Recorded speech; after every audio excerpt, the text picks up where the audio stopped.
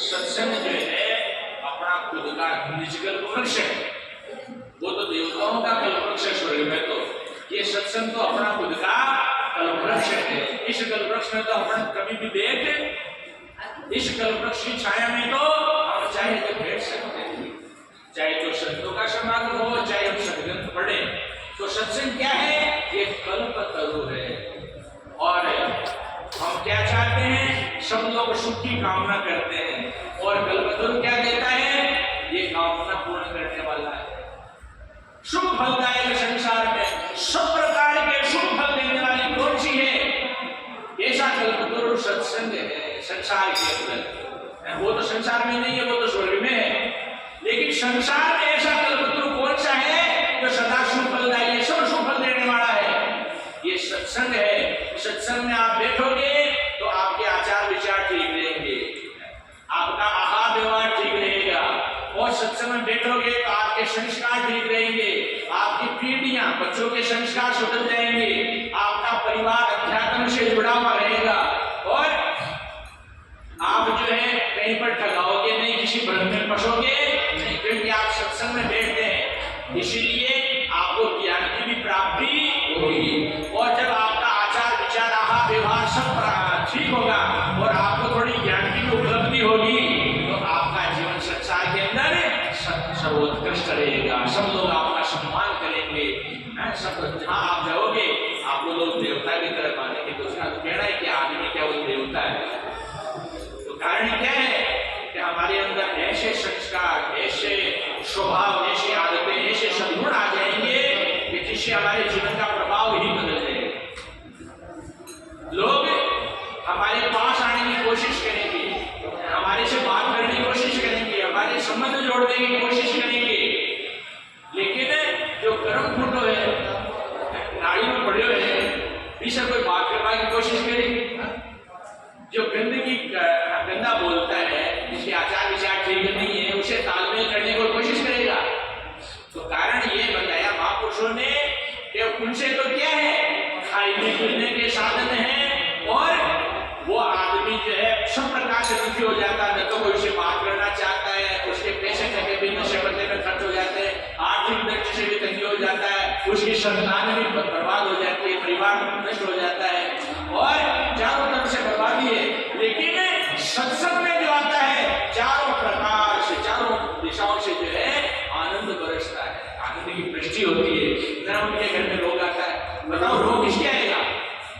रोजीना चाय पीवे, बीड़े पीवे, और भी कई चीजें आप सेवन करें तो वहां पे रोग आई, या सुबह उठता है भोजन कर ले, आप स्नान कर देर कर भोजन करें, वहां पे रोग आए। रोग तो उसी के आएगा ना जो उठ तो नन्ना काट दे चाय पी ले, जो बीड़े का 2 घंटे खा ले, रोग तो भी का आएगा। जो उठ तो स्नान कर नियम कर आप भोजन कर लियो, ठीक है, रोग नेड़ो ही। तो वास्तव में सत्संग का सेवन करने से ऐसा मत समझो कि 2 बातें सीख रहे हो सत्संग कहते हैं। सत्संग में बैठ करके थोड़ा नियम संयम धारण कर लिया तो मान लीजिए हमारा जीवन परिवार पीढ़ी तर गई। इसीलिए हमें सत्संग में बैठना चाहिए। तो कहा है, देखो महापुरुषों ने तो कहा है, वल्लभाचार्य जी महाराज जी और चैतन्य महाप्रभु दोनों एक समय मिले, तो दोनों महापुरुष थे। तो बड़े महापुरुष आपस में मिले तो कुशल क्षेम पूछा, हम शाम हो गए, कुशल क्षेम करेंगे। और फिर वल्लभाचार्य जी महाराज ने चैतन्य महाप्रभु से प्रार्थना की, ऐसे महापुरुषों का दर्शन वर्षन सौभाग्य से होता है, तो क्यों नहीं कृपा हो जाए आपको सत्संग सुनाओ, आप सत्संग सुनाओ। तो चैतन्य महाप्रभु ने कहा कि प्रभु आपको क्या सुनाओ, लेकिन फिर भी आपने कुछ कहा है तो आज्ञा का पालन करते हुए या अपना कर्तव्य मानते हुए मैं 2 शब्द आपको सुनाता हूं। तो चैतन्य महाप्रभु क्या कहते हैं कि गाय के सींग पर राई का दाना टिके, गाय के सींग पर गोल तो दाना होता है, गोली सींग होता है, गाय के सींग पर राई का दाना टिके, इतनी सींग किसी सज्जन को सत्संग मिल जाए तो उसका कल्याण होने में कोई संशय नहीं।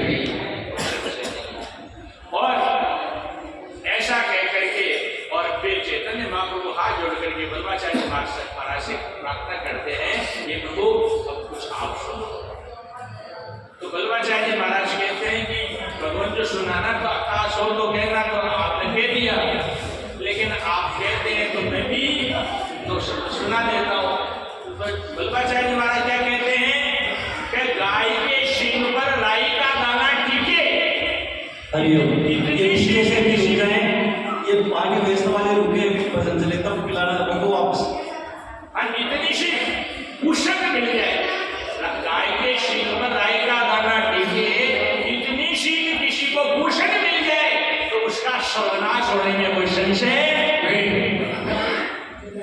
तो वास्तव में ऐसा देखा भी गया, इतिहास में गवाह है कि अजामिल को जो ब्राह्मण भक्त का लड़का था, खुद भक्त था, लेकिन पिताजी ने बगीचे में से पुष्प लेने के लिए भेजा, वहां थोड़ी सी कुशन की झलक मिल गई, उसे अजामिल का बेटा ठार हो गया, वेश्यागामी हो गया और पूरा जीवन बर्बाद हो गया।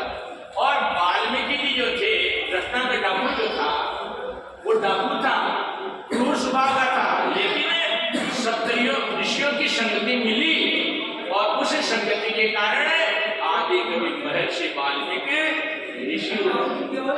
तो देखो संगति का होने पे थोड़ी सी संगति मिली और अजामिल को केवल एकदम वो चला गया था, एकदम जाते वो भीड़ के साथ वेश्या को देख लिया अचानक जाने से, बस इतना सा देखा, जीवन बर्बाद हो गया।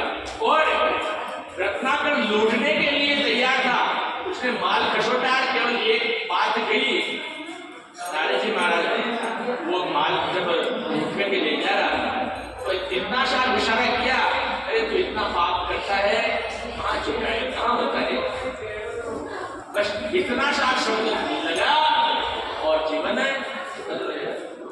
इसीलिए संत महापुरुषों की थोड़ी सी कृपा जो है जीवन के अंदर आनंद भर देती है, और दुष्टों के पास यदि थोड़ा बैठ गए तो पीढ़ियों को रुला देते हैं।